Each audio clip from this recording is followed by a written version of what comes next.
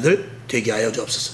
그러기 위해서는 온전한 성령의 충만함이 있어야 되겠사오니 하나님 도와주시옵소서. 이 밤에도 머리마다 주님께서 기름 부으시고 주의 피 묻은 손으로 안수하여 주셔서 기도하는 소원과 제목들은 이루어지게 하시되 우리가 한 차원 높여 먼저 그의 나라와 그의 의를 구하는 철저하고도 확고한 믿음을 갖는 믿음의 종들 다 되게 하여 주시옵소서. 시종을 맡겼고 부족한 종을 온전히 제단의 권세와 능력으로 붙잡아 주시옵소서. 살아계신 예수님의 이름으로 축복하며 기도하옵나이다. 아멘. 할렐루야. 예. 오늘 사도행전 19장 1절부터 봤습니다. 처음에 1절을 보게 되면은 에베소에 갔을 때에 이 일을 기록하고 있어요. 사도 바울이 이제 계속 복음을 전하고 교회를 세우며 다니다가 에베소에 왔습니다. 그래서 에베소에 오니까 어떤 나름대로 그 제자들이 있다고 그랬는데 오늘 2절에 보니까 너희가 믿을 때 그러면 성령을 받았느냐. 예수에 대해서 나름대로 알고 있는 것 같아요. 그래서 너희가 성령을 받았느냐 물어봤더니 성령이 있는지도 모른다고 그랬어요. 그래서 3절 보니까 그럼 무슨 세례를 받았냐. 이게 요한의 소리입니다. 그렇게 말했을 때 사도 바울이 4절에 바울이 가로되 요한이 너에게 세례를 베풀 때 내 뒤에 오시는 이를 믿으라 하지 않았느냐. 그분이 바로 예수니라. 그러니까 아마 예수를 알았는지 몰랐는지 우리가 확실히 알 수 없습니다만 이 4절을 추론해 볼 때 예수에 대해서 분명하게는 알지 못했을 것이다. 그게 나름대로 회개했다는 것은 그 당시 예수님께서 세례 요한에게 받기 전에도 요한이 광야에서 그 요단강에서 회개하라고 계속 외쳤을 때 세례를 받으러 온 사람들이 있었거든요. 그래서 이제 그들은 이제 요한의 제자들이죠. 요한의 제자. 그 또 제자의 제자들에서 그 요한의 영향력이 굉장히 많이 퍼져서 그 요한을 따르는 사람들이 많았고 요한이 결국 죽기는 했습니다만 그럼에도 불구하고 요한의 그 회개의 세례를 믿는 이들이 많이 있었습니다. 예수에 대해서 아마 모르지는 않았을 것입니다만 그런 부분에 대해서 제대로 몰랐던 것으로 알고 있어요. 그래서 내 뒤에 오시는 이를 믿으라 했으니 이가 곧 예수라 라고 말하니까 그래요? 그러면 저는 예수를 듣지 못했습니다 라고 말했을지 아니면 저도 어렴풋이 들으기는 했습니다 라고 말했을지는 모르지만 5절에 보니까 저희가 듣고 주 예수의 이름으로 세례를 받았다고 했어요. 그리고 나서 이제 6절을 보게 되면 바울이 그들에게 안수하며 성령이 그들에게 임하심으로 방언도 하고 예언도 하니 모두 12사람쯤 되었더라 그랬습니다. 오늘 여기서 제가 드리는 말씀은 성령의 충만한 성령의 세례를 말하는 것이죠. 우리는 이 시대에 너무나 많이 배워서 유학을 갔다 오고 철학박사 학위를 가지고 그리고 세상의 최고 학문들을 나와가지고 하나님의 말씀에 대해서 허구라고 생각하고 이성적으로 생각해서 부분적으로 믿고 믿을 만한 것을 믿고 믿지 못할 것은 믿지 못하는 그런 시대에 있는데 그것이 직분자들 뿐만 아니라 수혜종까지도 그런 부분들이 너무나 많이 있습니다.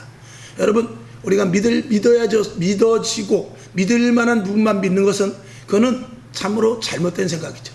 우리가 IQ가 좋아야 얼마나 좋습니까? 우리가 지식을 가져야 얼마나 같습니까? 하나님의 지식을 따르겠습니까?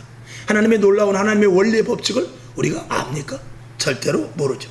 그래서 이 성령에 대해서 이야기하고 신비한 것에 대해서 이야기를 하면 이 신앙생활을 낮은 신앙생활을 하는 걸로 생각하는 그런 풍조가 생겼습니다. 그래서 방언을 못하게 하고 그리고 신비한 체험을 못하게 하며 그렇게 광신도와 같이 하지 말라는 그런 목회자들도 또 그렇게 생각하는 직분자들도 얼마나 많은지 모릅니다. 그렇게 똑똑하게 신앙생활을 제대로 한다면 정말 그 사람이 똑똑하다면 성경에 대해서 분명히 우리가 알아야 되고 그리고 성경은 분명히 오늘 말씀뿐만이 아니라 여러 곳에서 성령의 충만함을 받고 성령 세례 받을 것을 분명히 말씀을 하고 있습니다. 근데 그 말은 빼놓고 성령의 역사 때문에 사람이 좀 이상해지는 것 같고 성령의 역사 때문에 우리가 이성적으로 세상의 보편적인 것과 좀 다르기 때문에 그것을 좀 낮은 신앙자로 취급한다면 그 사람은 굉장한 오해를 갖고 있는 것이죠. 우리가 기도하는 모습을 보면 세상 사람들이 보면 미쳤다고 할 거예요. 그러지 않겠습니까? 방언을 말하죠. 손을 흔들죠. 또 막 뛰면은 저 뒤에서 무릎을 꿇고 뛰어도 이 저당까지 막 오죠. 그럼 미쳤다고 할 것입니다. 그런데 우리가 그렇게 생각하기 전에 여러분 디스코장 같은 데 한번 가봅시다. 거기는 미친 게 아니라 완전히 광란이죠. 근데 그들은 그게 정상이라고 생각하고 우리가 뛰는 것은 비정상이라고 생각합니다. 어디에서부터 그게 시작됐습니까? 세상의 지식, 세상의 방법, 세상의 논리의 잣대로 하기 때문에 그렇습니다. 그래서 술 한잔 먹고 좀 횡설수설하고 술 한잔 먹고 엉뚱한 말을 해도 그런 부분에 대하여서 그냥 넘어가고 그럴 수 있다라고 말하는데, 이게 신앙에 대해서 철저하게 나갔을 때, 신앙에 대해서 철저한 신앙관을 갖고 올바른 믿음 생활할 때는 광신자다 이렇게 말하는 경우가 너무나 많다는 것이죠. 그래서 이 성령의 역사를 중심에 놓지를 않고 성령의 역사를 그저 부분적으로 한 부분, 초대교회에서 일어났던 한 부분, 그냥 가끔 어쩌다 일어날 수 있는 그런 한 부분, 심지어는 성령의 역사는 이제 멈췄다라고 그렇게 말하는 신학자, 목사들도 있으니 이게 하나님 보시기에는 너무나 답답한 일이 될 수밖에 없습니다. 성경 분명히 에베소서 5장 18절의 말씀과 같이 성령의 충만함을 받으라 그랬어요. 그 성령의 충만함을 받아야죠. 술 취하지 말고 성령의 충만함을 받으라죠. 술 취하지 말라는 것은 세상 시류를 따라가지 말고 세상이 가자는 대로 가지 말고 성령의 인도하심을 따르라, 그 말씀 아니겠습니까? 근데 그런 의미에서 또 우리가 한번, 신비주의자들이 또 있어요. 아주 광신의 광신주의자들이 또 없는 것도 아닙니다. 그래서 기적이 나타나고 표적이 나타나고 이적을 일으키며 신비한 현상을 봐야만 되는 그런 너무나 극단주의로 가는 그런 사람들도 또 없지 않아 있습니다. 그건 역시 안 됩니다. 그래서 말씀과 기도가 같이 가야지. 이 기도를 많이 하는 사람 가운데 말씀에 대해서 약한 부분이 있습니다. 그리고 말씀을 제쳐놓고 기도함으로 말미암아서 그 기도가 다인 줄 알고 그런 부분들이 많고, 심지어는 성경을 아무데나 펴서 그것이 은혜의 말씀이요, 그것이 응답의 말씀이요, 그것이 하나님께서 나에게 주는 직통 계시다 이렇게 말하는 사람들도 있습니다. 또 그리고 기도해서 그 은사를 받은 사람들이 자기의 느낌이 성령의 인도하심이 있냐 그렇게 생각하는 분들이 있습니다. 여러분, 자기의 느낌과 성령의 인도하심은 철저하게 다릅니다. 자기의 느낌은 자기가 생각하는 것, 자기가 환경에 따라 기도할 때 그 환경에 맞춰서 생각이 옵니다. 만약에 내가 어떤 기도를 하는데 환경이 정말, 만약에 어떻게 할까요? 예를 들어서 만약에 돈이 없다, 근데 누가 돈을 갖다 준다, 그러면 그것을 응답으로 생각하고, 예를 들어서. 그런데 하나님의 성령의 감동하시면은 내가 정말 이것이 필요하다 할지라도 강력하게 이 속에서 부인할 때가 있어요. 그런 부분들을 우리가 구별을 해야 되거든요. 그래서 자칫하면 사람의 생각과 사람의 계획으로 들어갈 수 있단 말입니다. 그래서 사람은 언제든지, 마귀는 언제든지 사람을 통하여서 비슷하게 하나님의 예언의 말씀, 하나님의 응답의 말씀과 비슷하게 다른 생각을 넣어줄 수도 있는데, 자칫하면 신비주의, 우리 기적과 표적과 이 예언 이런 것들만 하는 사람들이 자칫하면 그 마음의 감동을 가지고 성령의 완전한 인도하심으로 받는 그런 룰을 범할 수도 있다는 것은 우리가 또한 분명히 알아야 되죠. 신비주의자들의 근데 그렇게 신비주의자들, 기적과 표적과 이적이 나타나는 사람들의 그 특징 중에 여러 가지 중에 하나가 있는데, 제가 가만히 그런 분들을 이제 저와 여러분이 많이 봤을 거예요. 근데 정말 성령의 감동하심을 받는 자들과, 그리고 신비하게 기적, 표적, 그리고 뭐 그냥 기도하면 뭐를 봤다, 그런 사람들의 특징이 뭐냐면 그 사람들의 생활이 변화가 되질 않습니다. 변화가 되질 않고 생활은 생활대로, 교회 와서는 예수님이 보이고, 교회 와서는 응답이 있고, 말씀이 내 앞에 글자가 지나가고, 그리고 주님께서 나를 만지고 그러는데 생활이 변화가 안 됩니다. 이게 신비주의자들입니다. 그러니까 온전한 전인적인 변화가 있어야만 하나님께서 온전한 성령의 사람인 것이죠. 그런 성령의 인도하심을 받는 사람은 철저하게 전인적인 변화와 더불어서 하나님께서 주시는 꿈과 환상과 계시로 말미암아서 하나님의 일을 능동적으로 해나가죠. 그것이 온전한 성령의 인도하심인 줄로 믿습니다. 사실 성경 첫 장을 열자마자 우리가 이해할 수 없는 부분으로 시작됩니다. 태초에 하나님께서 천지를 창조하시니라. 이것이 우리는 과학에서 그렇게 배우지 않았습니다. 우리는 과학에서는 어떤 아메바가 시작됐다든지, 미생물이 시작됐다든지, 아니면 어떤 우주에서부터 무슨 먼지가 또 빅뱅이 일어났다, 이런 식으로 이야기를 하지, 하나님께서 천지를 창조하시니라 이렇게 만약에 과학 문제 어떻게 천지가 창조됐나 했을 때 하나님이 창조하셨다 그러면 빵점입니다. 그러니까 이 성경은 세상의 지식과는 전혀 맞지 않은 신비하고도 오묘한 말씀으로 시작되어 있습니다. 그러나 그런 주의로 빠지는 것이 아니라 그런 부분에 대해서 인정하는 자들은, 하나님의 말씀은 철저한 질서 속에서 이루어지고, 그리고 하나님의 말씀은 약속을 담보로 합니다. 그래서 우리가 자연적으로 보여주는 게, 제가 항상 말씀을 드리잖아요. 아침에 정확하게 해가 동쪽에서 뜨고 사계절이 분명히 일어나며 비가 하늘에서부터 내리고 또 심으면 반드시 거둬지는 꽃이 피고 열매가 맺어지는 이런 수순의 그 자연적으로 일어나는 그 분명한 오늘이나 100년 전이나 1000년 전이나 5000년 전이나 항상 그것은 바뀌어지지 않았어요. 그건 무엇이냐? 하나님은 질서 있게 모든 일을 해 나간다는 것에 대한 우리에게 보여주는 하나의 보여주는 그 어떤 현상인 것입니다. 하나님은 분명하신 분이죠. 하나님은 한 번도 해가 서쪽으로 지었다가 잘못됐네 그리고 다시 귀찮으니까 동쪽으로 가지 말고 서쪽에서 다시 뜨자 그런 적 없습니다. 왜? 하나님은 약속의 하나님이에요. 하나님은 철저하게 하나님의 질서 속에서 해나가기 때문에 그렇습니다. 만약에 하나님께서 그런 부분에 대하여서 착각을 하신다든지 아니면 오늘은 특별하게 서쪽에서 그냥 뜨게 하겠다 이렇게 변개를 한다면 우리는 하나님의 약속을 믿고 기도할 수가 없습니다. 하나님은 언제든지 변치 아니하시고 그리고 우리에게 약속한 바를 그대로 이루어 주시는 분이십니다. 그리고 이 성경을 통해서 그런 믿음으로 산 자들의 역사가 기록되어 있는 것을 우리는 보게 되는 것입니다. 여러분, 하나님의 말씀을 우리가 제대로 가르치고 제대로 알고 그런다면 성령은 역사하시지 않을 수가 없는 것이죠. 그러니까 진정한 우리가 보통 이제 이 시대는 말씀의 사역을 해야 된다. 말씀의 사역을 해야 된다. 목회자들끼리도 그렇게 합니다. 무조건 성령의 사역을 한다고 해가지고 신비한 것만 하지 말고 기본이 말씀이 돼야 된다. 맞는 말씀입니다. 근데 말씀의 사역이 제대로 되는 그런 말씀의 사역이 제대로 된다면 그건 반드시 성령의 조명이 따르게 되어 있습니다. 아멘. 그건 왜냐하면 디모데후서 3장 16절에 보면 모든 성경은 하나님의 감동으로 된 것이라고 하죠. 모든 성경은 하나님의 감동으로 된 것이기 때문에 이 성령의 감동이 없이는 하나님의 말씀을 그대로 해석을 할 수가 없기 때문에 그렇죠. 그러니까 자의로 해석할 수는 있습니다. 제가 늘 말씀을 드리는 대로 아버지 가방에 들어가신다라고 해석할 수 있단 말이에요. 할머니 가죽을 먹는다 이렇게 해석을 할 수도 있어요. 그러나 성경은 성령의 인도하심에 따라 분명하게 우리들에게 말씀을 해석해 주시고 그리고 조명해 주시는 줄로 믿습니다. 그리고 그렇게 하나님의 말씀을 그대로 우리가 재조명받기 위해서는 반드시 성경은 우리들에게 기도하라고 명령을 합니다. 기도는 예수님께서만 하시고 예수님께서만 우리에게 명령하신 것이 아니라 구약의 모든 선지자들 다윗을 비롯해서 모든 선지자들은 기도로 시작해서 하나님의 음성을 들었습니다. 그리고 기도하지 않는 죄를 범하지 않게 해달라고 사무엘도 말했어요. 에레미야 선지자는 부르짖어 기도하라고 그랬어요. 그렇게 다니엘도 계속해서 21일 동안 기도함으로 말미암아서 기필코 응답을 받았단 말이죠. 그러니까 기도를 통해서 하나님의 의도와 하나님께서 하시고자 하는 일들과 기도를 통해서 하나님께서 우리에게 주시고자 하는 놀라운 일들을 반드시 기도를 통해서만 체험될 수 있다는 것을 우리는 분명히 알아야 되죠. 근데 오늘 여기 본문에 있는 대로 우리는 4절을 보게 되면은 대답하되 요한의 세례로라 그랬어요. 3절에.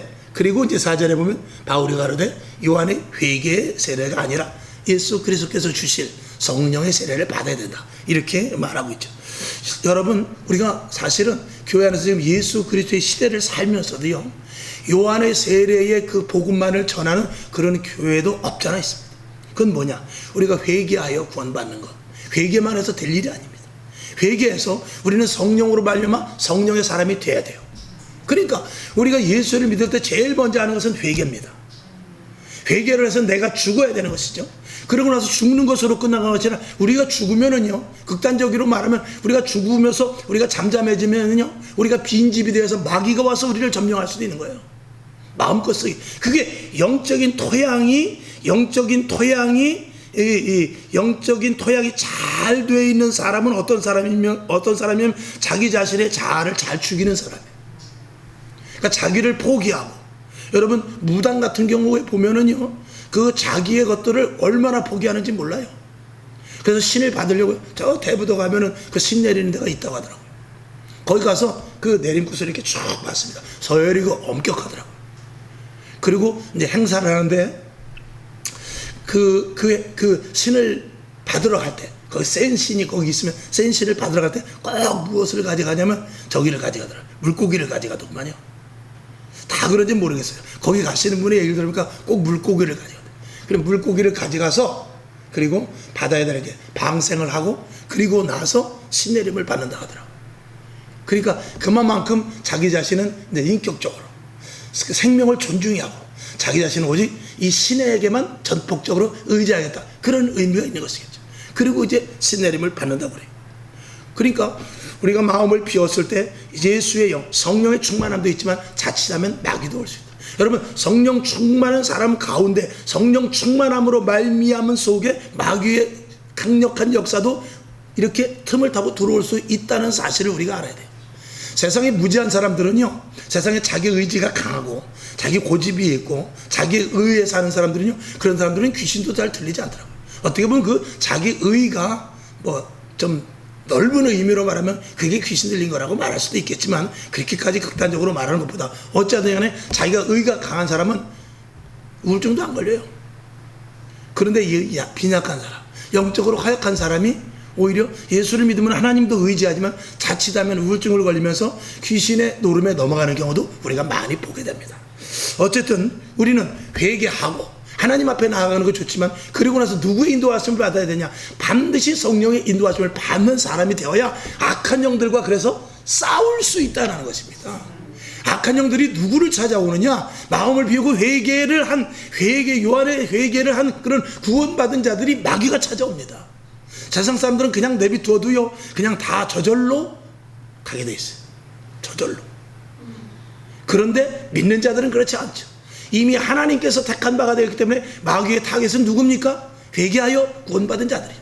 그들에게 끊임없이 우는 사자와 같이 달려들고 있는데 그들과 싸워야 되기 때문에 성령의 충만함을 힘입어야 되는 것이죠. 여러분에게 더욱더 성령의 충만함을 힘입길 주님의 이름으로 축원합니다.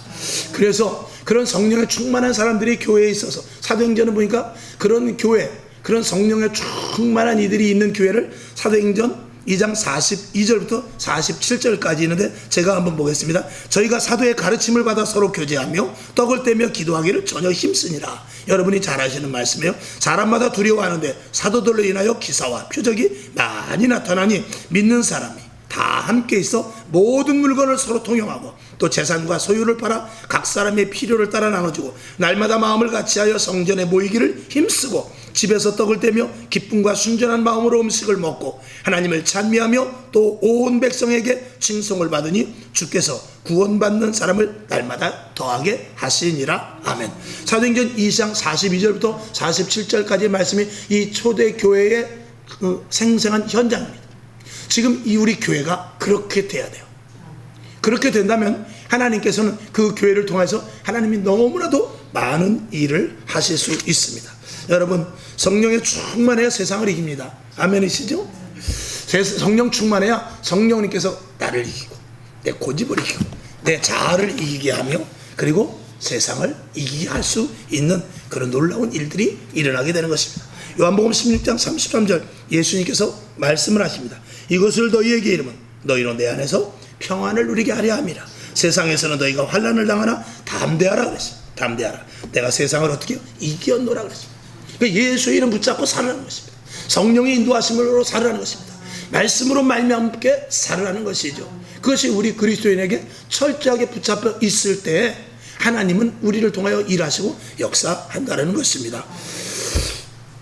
하나님께서 아까도 말씀을 드렸지만 참 그 사계절 혹은 여러 가지 절기, 태양이 뜨는 것, 이런 모든 것들의 약속이 얼마나 중요한지를 우리는 안다면 우리는 성령님께서 우리에게 하실 일에 대해서도 기대를 충분히 가져도 될 줄로 믿습니다. 비가 오는데도 우리 민서가 또 왔어요. 조금 늦긴 했는데 어떤 목사님이 그랬죠. 예수님이 언제 오시는가? 비 오는 날 수요일. 부흥 강사님이 예전에 그런 말씀 많이 했어요. 주일날 오면 너무 사람이 많아. 가짜도 많이 섞여있고 우스갯소리로. 그래서 수요일날 오는데 수요일도 한번 또 어쩌다 나온 사람이 있을 것 같고, 그러니까 비 오는 수요일날 그때 내가 재림을 해야 되겠다. 그렇게 우스갯소리로 말하시는 목사님이 계셨었어요. 여러분, 그만큼 그 말씀 속에 중요한 의미가 있습니다. 여러분, 주일날 오시면 좋은데 주일날 안 오실 수 있다는 그런 영적인 의미가 있습니다. 우리가 날마다 하나님을 사랑하되 언제? 날마다 깊이 있게 주님을 의지하고 주님을 인식하며 하나님의 자녀다운 삶이 교회에서나 세상에서나 언제든지 주님을 놓치지 않는 부분이 있어야 된다는 것이죠. 여러분, 우리는 성령의 충만함을 받기 위해서 날마다 우리는 애써야 됩니다. 오늘도 밥을 먹었습니다. 그러나 점심때 되면 또 먹어야 되고 저녁 때 되면 또 먹어야 되는 것이죠. 하나님께서는 오늘도 우리들에게 은혜를 내려주시고 은사를 내려주시고 성령의 충만함을 주시는데 어디서부터 주냐? 땅에서부터 주는 것이 아니라 위로부터 공급해 주십니다. 하늘로부터 주시는 것입니다. 기도는 어디로 갑니까? 땅으로 가지 않습니다. 기도는 하늘로 올라가는 것입니다. 하늘 보좌. 성경 계시록엔 그런 말씀이 있죠. 주의 천사가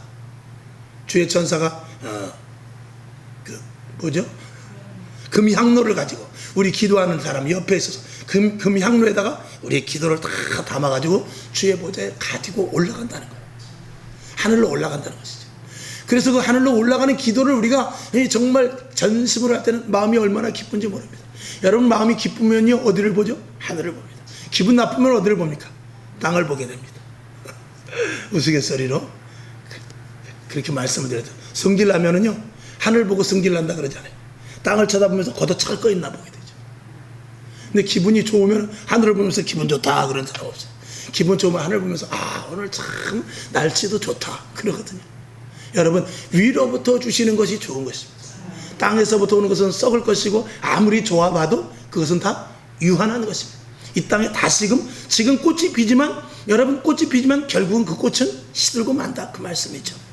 여러분에게 성령의 충만함이 있어서 에레미야 같은 심정을 가지고 믿음에 매진할 수 있기를 바랍니다. 에레미야 20장 9절을 제가 보겠습니다. 내가 다시는 여호와를 선포하지 아니하며 그 이름으로 말하지 아니하리라 하면 나의 중심이 불붙는 것 같아서 골수에 사무치니 답답하여 견딜 수 없나이다. 이 마음이 성령님께서 우리에게 주시는 마음입니다.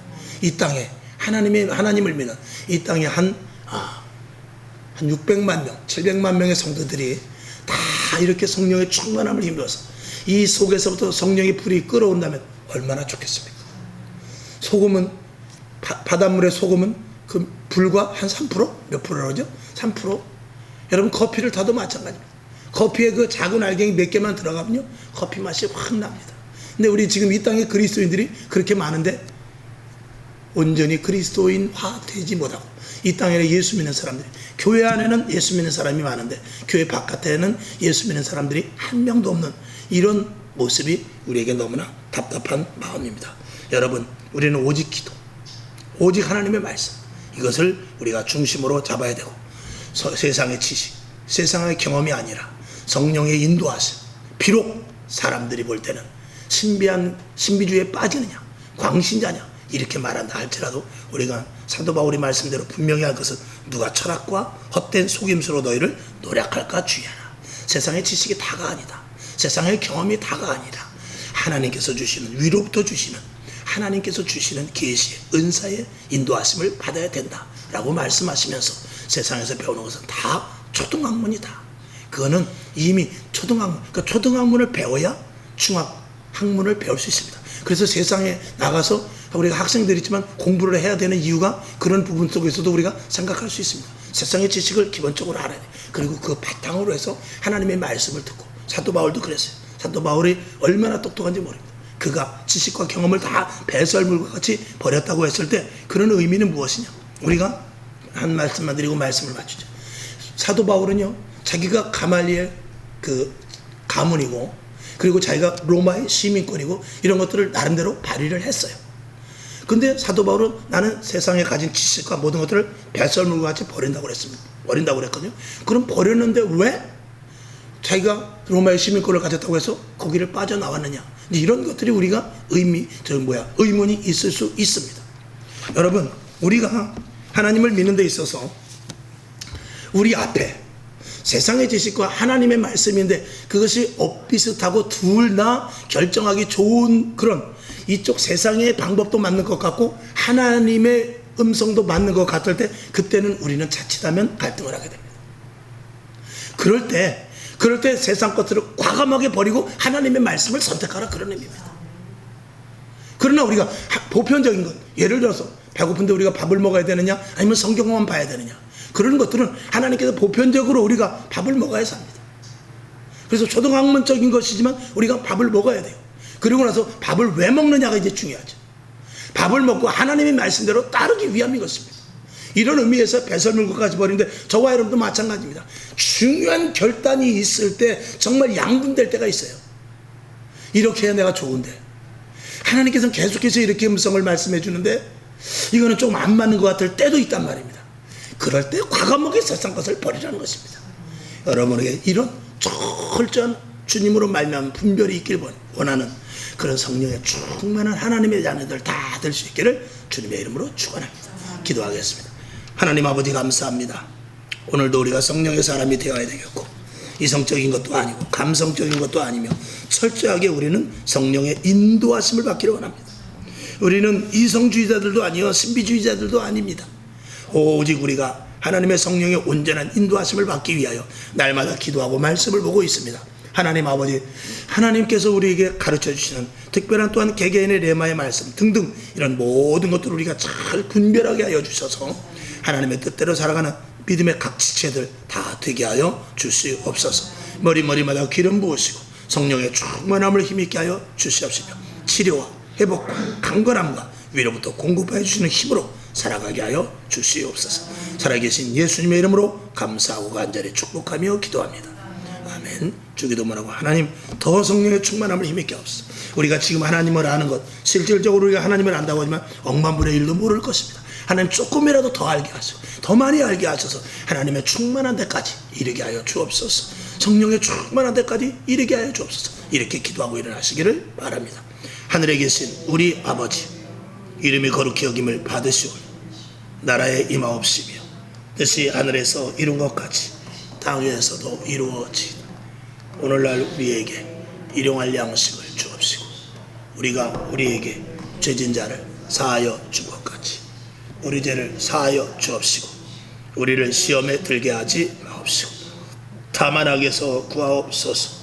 대개 나라와 권세와 영광이 아버지께 영원히 있사옵나이다. 아멘. 하나님 아버지, 오늘도 주의 은혜 가운데 저희들을 도우시고 하나님의 은혜 가운데 성령에 충만하여 정말 내 속에서부터 성령의 강력한 역사로 인도함 받기를 원합니다.